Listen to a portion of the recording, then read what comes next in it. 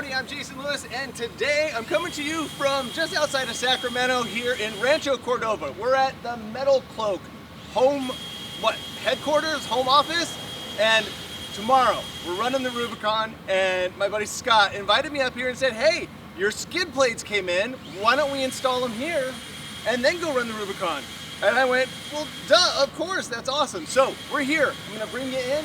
I got Jonah in there. He's already wrenching on the thing. So we're gonna get the skid plates installed. We got a couple other little upgrades that we're gonna do and then run the Rubicon tomorrow. But come on in, let me show you around this place and let's get the Jeep up to, I think, basically maximum performance. We are gonna be fully cloaked at this point.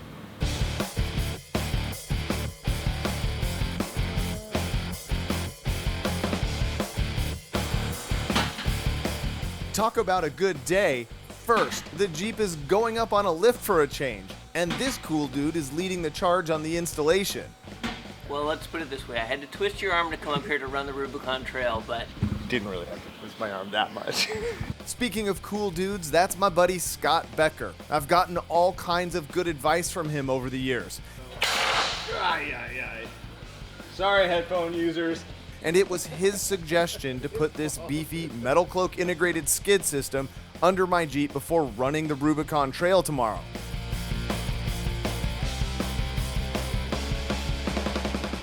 Here are a couple of the highlights on this setup. It's made from very tough 3/16 inch steel plate and laser cut for perfect fit.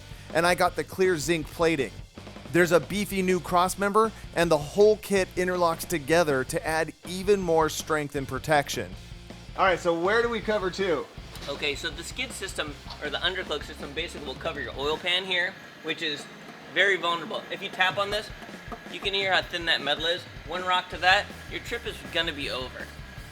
Then it's gonna come back across here, covering your transmission, your exhaust. It will completely replace this with a crossmember that's about 4 times as thick. It's much stronger. Oh wow. Okay, so it's a whole different thing. Instead of a stamped steel little piece, this is beefy. Then it completely removes this T-case cover here, covers that up with a thicker plate, and encases the entire gas tank all the way to the back here with a giant skid plate system. So you'll have a smooth surface from the front of the Jeep all the way to your rear axle. So this is a hardware kit basically that goes with the system. All right, I did look online and I cheated, so I know these are the things that are standouts right here. These are standouts right here. So but what that does is it recesses the bolts down into these cone washers. So when it's underneath the Jeep, it can slide up over the obstacles without damaging the bolts. Also what these cone washers do is it covers over the top of slotted holes. If you take a look on here, the holes are slotted, so after it's been smashed a couple times or you've hit it, when you go to take this off, you've got some play side to side, forward and backwards, and then this will allow the bolts to still align into the holes under the Jeep. Along with the UnderCloak, I noticed that your Jeep still has the charcoal canister hanging down, and let's take a look at this right here. Nice square face on the front of this, kind of perfectly in line of where your rock is going to smash right in here and rip this little plastic box right off of your Jeep, and it's very unfortunate when that happens. It's expensive to replace, and it can also cause the end of your trip a little bit early. So we're going to take this and we're going to relocate it back under the axle where it's completely protected from harm. Whoa! It's pretty cool. I've always wondered why that thing was just kind of just blocked up in there, so okay. Yeah, so we're going to move that as a little added bonus for you today.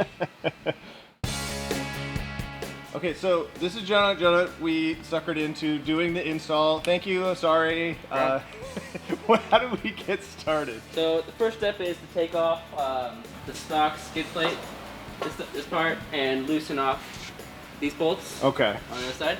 So I'm just going to go ahead and do that.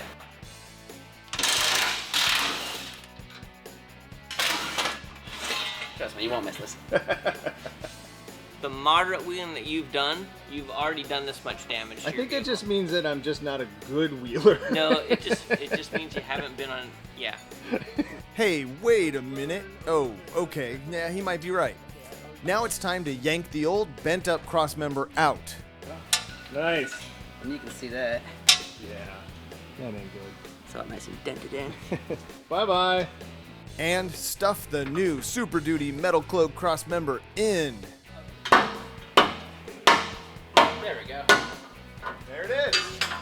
I got to jump in and help a little here, and after watching this part, can suggest a bit of support under the transmission would probably make this process a little easier.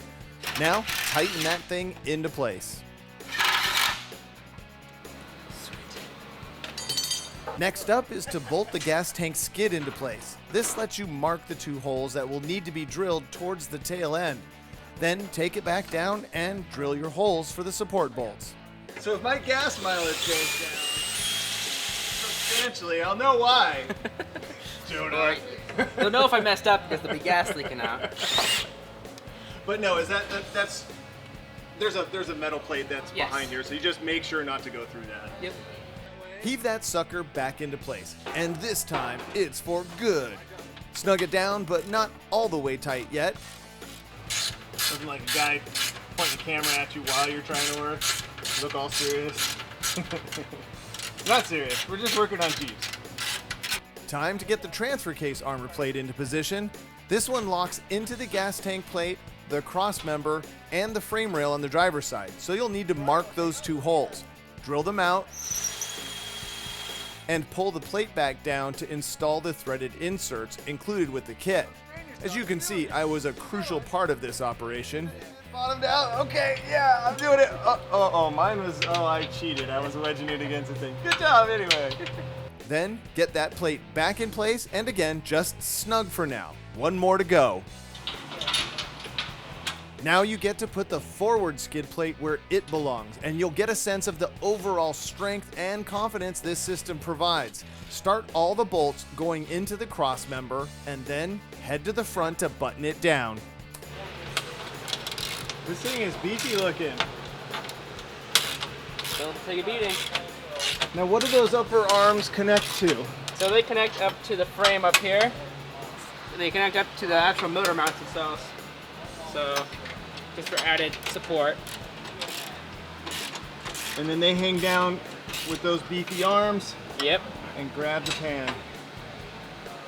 You know, I've been very fortunate for how much I've clanked the bottom of this thing to not have found the oil pan yet. Thank goodness. I'm sensitive to that, but it's something that you don't usually hit, but don't want to hit. Yeah, exactly. Your day's over.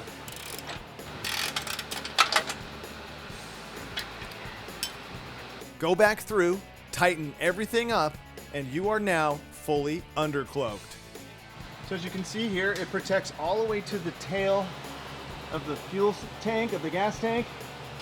You now have this insanely strong and much larger area of protection underneath, where there used to just be that little trapezoid, actually that guy right there, underneath the transfer case. So now you have all of this up, and it's all connected together. Look at the strength you get here by connecting all these at that mega beefy cross member that we just installed, and then all the way up to the engine. And you saw Jonah putting those beefy arms in here, and then you can still change your oil. Imagine that. I love them thinking forward to that. And it's not like change your oil and leak it all over your skid pans. It's got an actual functional hole here. This is a really top tier. I've been thrilled with every single thing I put on from these guys because of this attention to detail. It's nice to have these shoulders, because I just wrecked so many old bolts by dragging them on things, and then you just can't even get them off. So from an engineering wise and practicality standpoint, look at this. It's just top notch, and I'm thrilled. And in the time it took me to walk around the parking lot and just check out some of the other cool Jeeps, like the TJ that Scott was going to wheel on the Rubicon tomorrow, and this JL with all the MetalCloak goodies on it, Jonah was able to get the EVAP canister concealment kit installed and the Jeep ready to get back on the ground. All right, so we just pulled it outside. The thing is done. It looks amazing. Jonah, you're the man. Thank you. Good one. Yeah. Yeah, he did all the work. Where there he is. Yeah, that guy did all the work. Thanks very much. And I'm gonna go bash it against the rocks. We'll see how everything does. It's as good as it's ever been. I can't believe. And the install, what would you rate that install on this thing? Like what level? Easy? Beginner. Beginner. Side yard, easy. No sandals though, right? Definitely no sandals. We have a couple of injured toes around here because of sandals, but thank you very much, man. I really do appreciate it. Thank you. All right.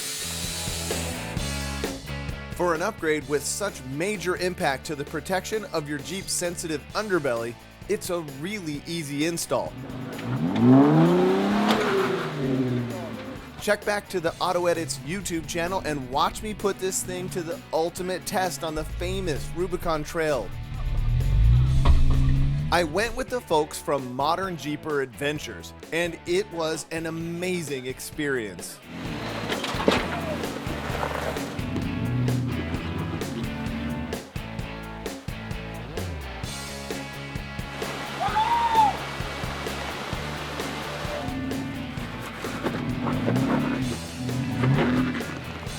So there it is, the Jeep is ready to go. It is as capable as it has ever been. And we got it installed here. It was a rad day. So now we take it out on the trail, beat the crud out of it, and see what happens. It's gonna be an amazing trip. The skid plate install just will give me that peace of mind. It's gonna protect some vital stuff under there.